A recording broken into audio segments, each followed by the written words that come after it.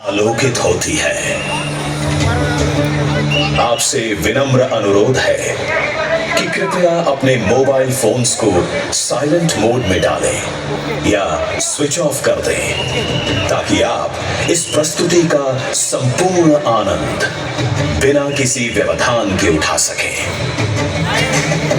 इस शो के प्रस्तुतकर्ता हैं उज्जैन स्मार्ट सिटी लिमिटेड।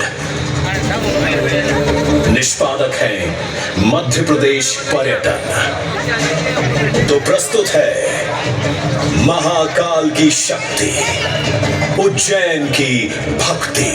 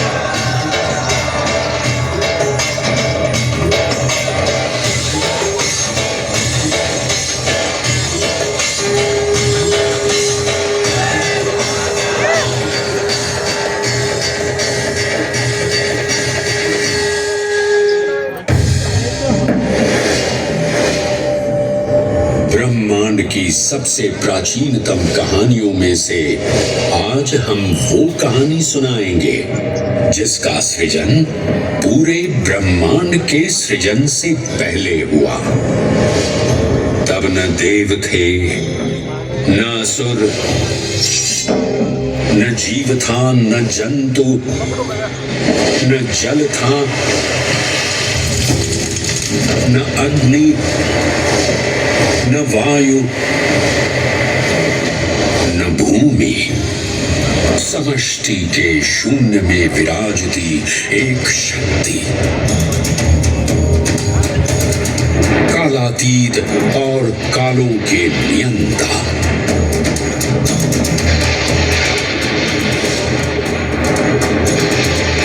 विधाता भी और विध्वंसक भी, अखंड, अचल, अविनाशी। ये कथा है उस महादेव के महाकाल स्वरूप की जो सृष्टि के आरंभ भी हैं और काल के आगमन भी हैं। वे ही काल के सृजन करता और नियंत्रण करता भी हैं।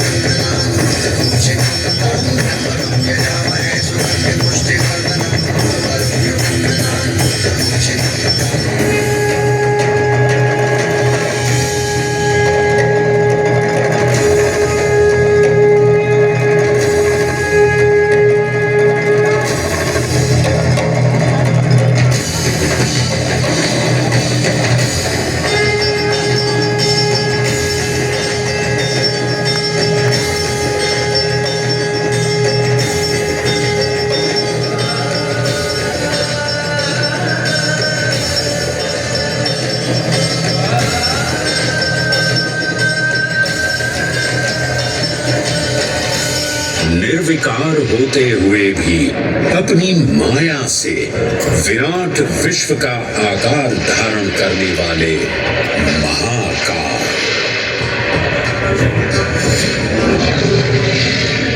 मेरुगिरी को धनुष और भगवान विष्णु को बाण बना दैत्यों के 3 पुरों का नाश करने वाले महाकाल।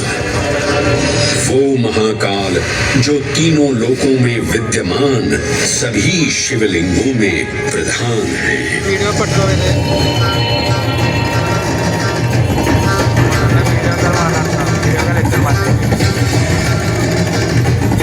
वो महाकाल जिनके त्रिशूल की तीनों नोकों से काम, क्रोध और लोभ पर नियंत्रण होता है, जिनके मस्तिष्क पर चंद्र शीतलता का प्रतीक है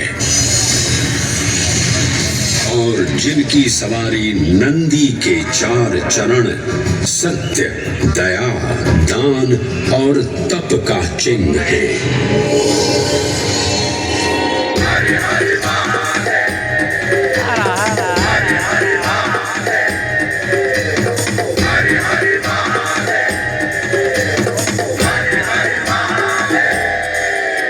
न पुण्यं न पापं न सौख्यं न दुःखं न मन्त्रो न तीर्थं न वेदा न यज्ञ अहं भोजनं नैव भोज्यं न भोक्ता चिदानन्दरूपः शिवोऽहं शिवोऽहम्। हरे हरे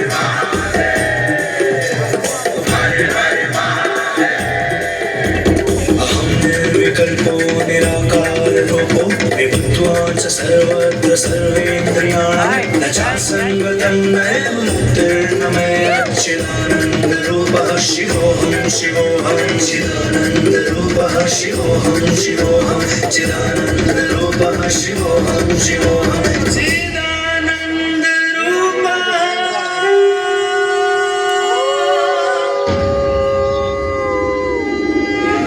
वराह पुराण में कहा गया है, नाभिदेशे महाकालस्तन्नाम्ना तत्र वै हरः, अर्थात नाभिदेश उज्जैन में स्थित भगवान महाकालेश्वर तीनों लोकों में पूजनीय हैं। आकाशे तारकां लिंगम पाताले हाटकेश्वरम मृत्युलोके महाकालम सर्वलिंगम नमोस्तुते। आकाश में तारक लिंग के रूप में, पाताल में हाटकेश्वर के रूप में और मृत्युलोक में महाकाल के रूप में स्थित भगवान शिव को प्रणाम। समस्त लिंग स्वरूपों में विद्यमान भगवान शिव को सादर नमस्कार। नाभिदेश उज्जैन का अटूट बंधन है महाकाल के साथ, जो महाकाल स्तोत्र में उल्लिखित है। उज्जयिन्यां महाकालम महाकालेश्वरम हरम महाकालम महायोगिनम नमामि पार्वती पतिं।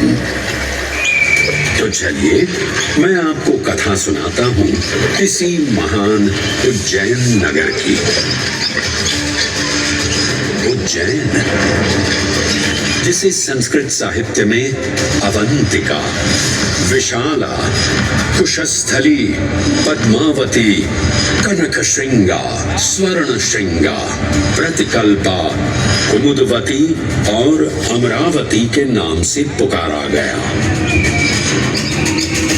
उज्जैन, जो मनुष्य को मोक्ष प्रदान करने वाली 7 नगरियों में से एक है। उज्जैन, जहां 84 महादेव का आशीर्वाद प्राप्त है। उज्जैन, जिस पर सदा ही कृपा रहती है महाकाल की। यहाँ सतत क्षिप्रा नदी की निर्मल धारा बहती है। डमरू के नाद से जीवन को ऊर्जा मिलती है। घंटियों की झंकार मन को आनंदित करती है और यहाँ का आकाश शिव आशीष स्वरूप है। श्मशान ऊषर क्षेत्र पीठम तू मनमेव च पंचकत्र न लभ्यते महाकाल पुरद्दते। अर्थात यहाँ पर श्मशान, ऊषर यानी अनुपजाऊ भूमि, क्षेत्र अर्थात पवित्र भूमि, पीठ यानी शक्ति स्थान और मन अर्थात आध्यात्मिक शांति का स्थल पांचों एक ही स्थान पर उपलब्ध है। ये संयोग महाकाल की नगरी उज्जैन की महिमा को और गरिमामय बना देता है। उज्जैन के इस अलौकिक स्वरूप से प्रभावित हो महाकवि कालिदास अपने काव्य मेघदूत में लिखते हैं, हे जलधर, यदि महाकाल के मंदिर में समय से पहले तुम पहुंच जाओ तो तब तक वहां ठहर जाना जब तक सूर्य आंख से ओझल न हो जाए। शिव की संध्याकालीन आरती के समय नगाड़े जैसी मधुर ध्वनि करते हुए तुम्हें अपने धीर गंभीर गर्जनों का पूरा फल प्राप्त होगा। ये संध्या आरती जिसे कालिदास ने सराहा है अत्यंत महत्वपूर्ण है, क्योंकि ये वो प्रहर है जब सभी देवी देवता गंधर्व यहाँ उपस्थित होते हैं।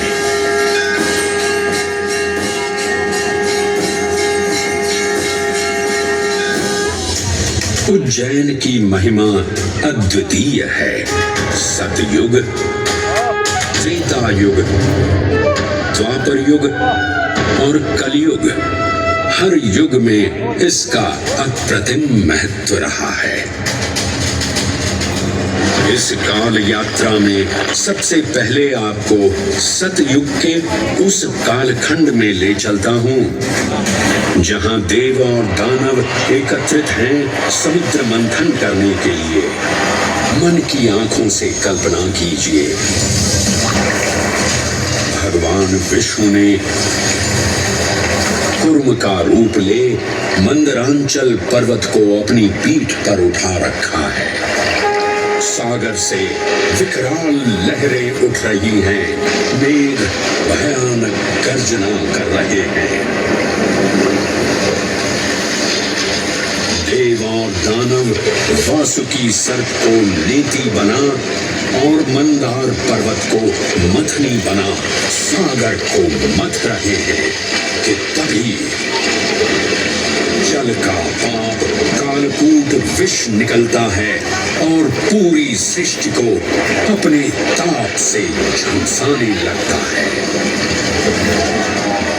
इस भयावह स्थिति ने देवताओं और असुरों के बीच हाहाकार मचा दिया। ये कैसा अनर्थ है? लक्ष्य था अमृतत्व का, पर अब मृत्यु की विकराल छवि हमारी आंखों के समक्ष मंडरा रही है।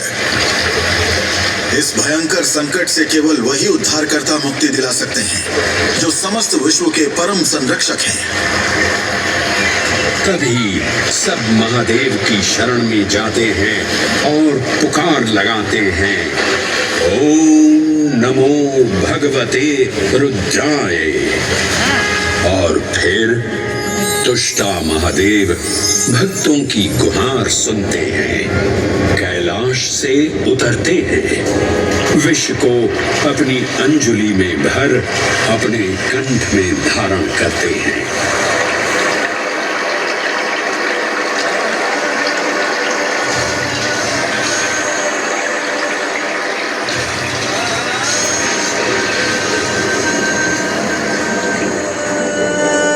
अंततो गत्वा सागर मंथन से अमृत कलश प्रकट होता है। जैसे ही अमृत प्रकट हुआ, दानवों ने इसे केवल अपने आधिपत्य में लेने की आकांक्षा प्रकट की और संघर्ष छिड़ गया। आज यदि हम इस अमृत को प्राप्त कर सकें, तो हम देवताओं पर हमेशा के लिए प्रभुत्व स्थापित कर पाएंगे। अमृत अपात्र हाथों में ना जा पाए, क्योंकि ये अपनी शक्ति का असीम दुरुपयोग करेंगे। इस अराजकता के परिणाम स्वरूप अमृत की कुछ बूंदें छलकी और पृथ्वी तक पहुंच गई। 4 स्थलों पर स्पर्श हुआ इन बूंदों का। हरिद्वार, प्रयागराज, नासिक और उज्जैन। अमृत की इन्हीं बूंदों के कारण उज्जैन में हर 12 वर्ष पर कुंभ सिंहस्थ मेले का आयोजन होता है। भगवान शिव की लीला देखिए, लोक कल्याण के लिए स्वयं विषपान किया और अपनी नगरी पर अमृत वर्षा करवाई। अमृत की पावन बूंदों से अभिसिंचित ये दिव्य उज्जैन भूमि रामायण के पृष्ठों में भी सम्मिलित हुई। सतयुग के बाद त्रेता युग में माता सीता की खोज में वानर सेना का यहाँ आगमन हुआ।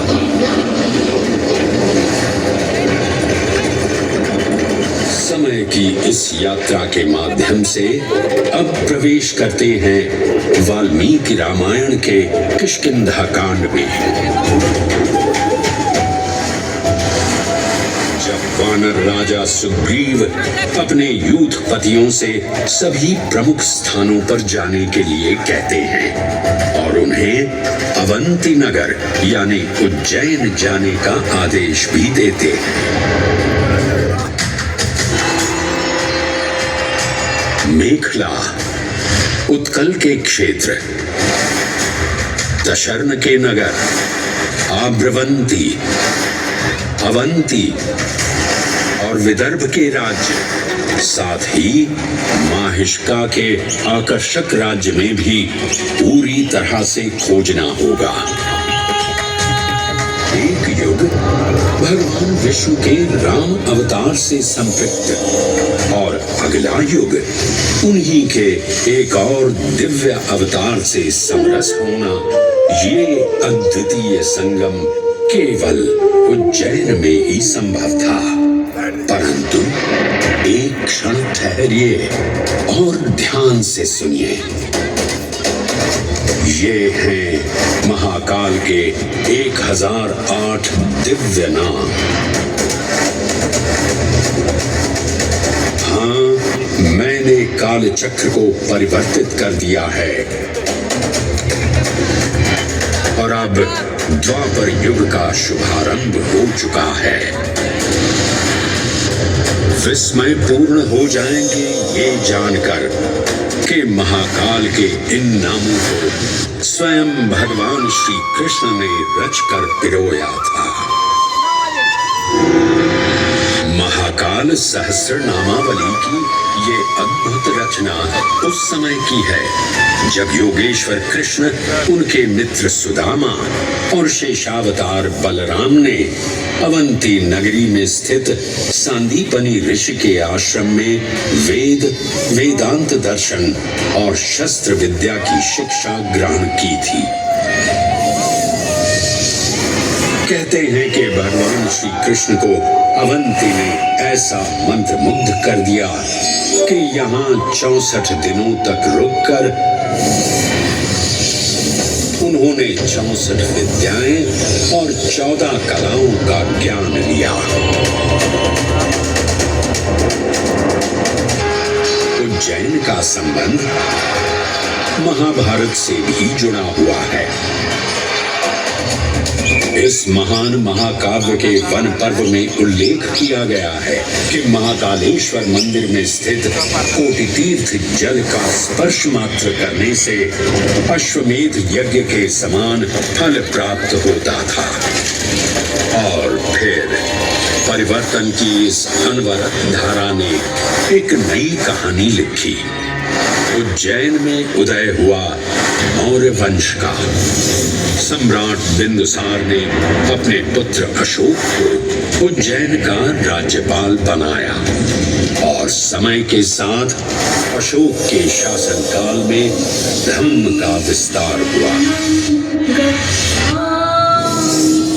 मौर्य वंश के पश्चात विभिन्न राजवंशों, सम्राटों और नरेशों ने उज्जैन की सेवा की। उनमें से प्रमुख मालवागण, और फिर गुप्त वंश ने यहाँ राज कर इसके वैभव में वृद्धि की। उज्जैन ने अपने भव्य तेज से जहां महात्माओं और शासकों को आकर्षित किया, वहीं इस नगर पर आतताइयों की दृष्टि भी पड़ी।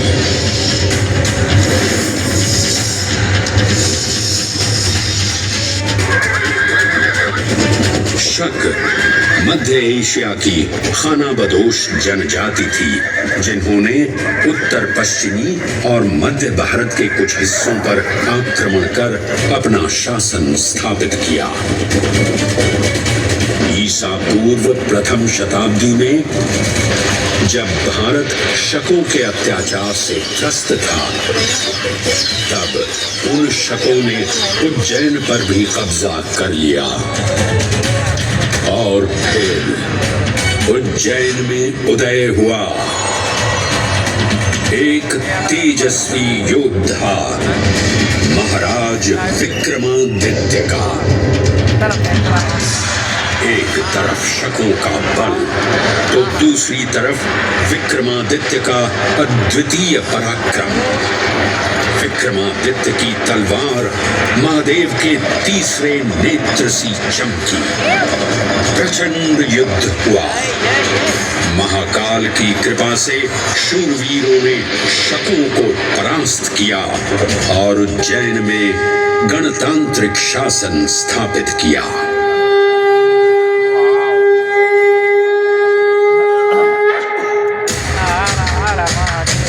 इन्हीं महाबली विक्रमादित्य की राज्यसभा महाकाल मंदिर में ही प्रतिष्ठापित थी। आज भी इस मंदिर की घंटियों में विक्रमादित्य की वीरता और शौर्य की प्रतिध्वनि गुंजायमान होती है। राजा विक्रमादित्य और शकों के मध्य हुए युद्ध ने उज्जैन को कालचक्र से अभिन्न रूप से जोड़ दिया, क्योंकि जिस दिन उनको विजय प्राप्त हुई, उस गौरवशाली उपलब्धि के सम्मान में एक नवीन पंचांग का शुभारंभ किया गया, विक्रम संवत पंचांग। आज भी कई हिंदू पर्व और धार्मिक अनुष्ठान विक्रम संवत पर आधारित हैं।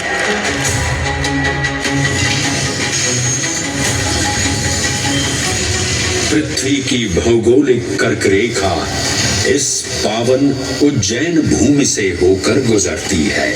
लगभग 300 वर्ष पूर्व उज्जैन विश्व समय का प्रमुख संदर्भ बिंदु था। यही कारण है कि उज्जैन की वेदशाला में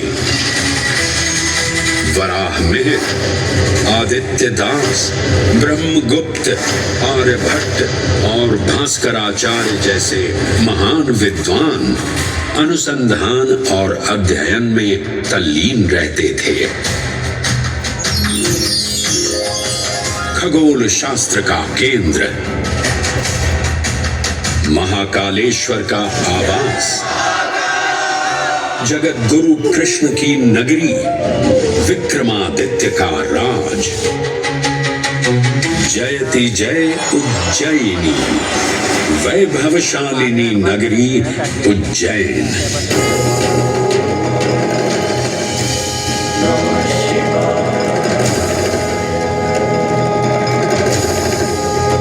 श्वासों को शिव मंत्र से अलंकृत कर, मन को भाव की गंगा से निर्मल कर, जो भी उज्जैन में महादेव की शरण लेता है, उसका कल्याण होना निश्चित है।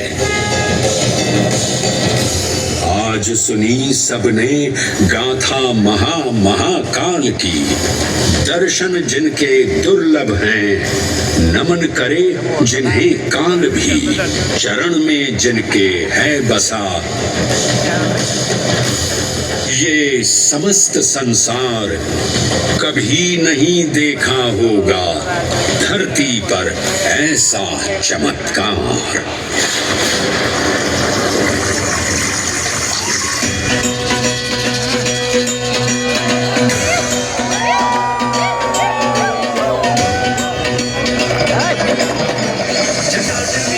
चल प्रवाह पावितस्थले गले विलम्बिताम्बुजं तुङ्गमालिका डमड्डमड्डमड्डमड्डमड्डमर्वयं चकार चन्न